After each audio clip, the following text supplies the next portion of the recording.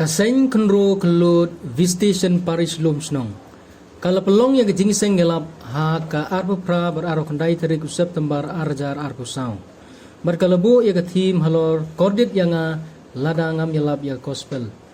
Balasim ya kini na kesiti benengkong jong Paulus apostol sagi korin.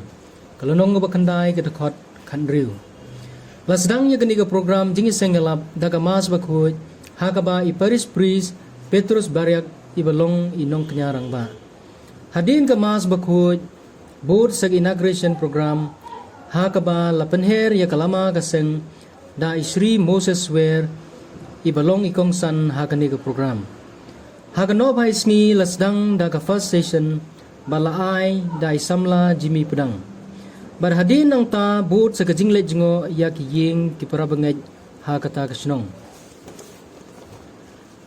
Haga sni ublay haga arb kandai tarik lasdang naga mas bakhuy haga ba Father Daniel M. Kaji ibalong inong kenyarang ba. Bar haga no bhai sni ladon kajing mani sakramen. Hadin kata board sa closing ceremony lapenhiar ya kalama dai chief guest ibadon burom kerin taryang palapungkut da ka jam session.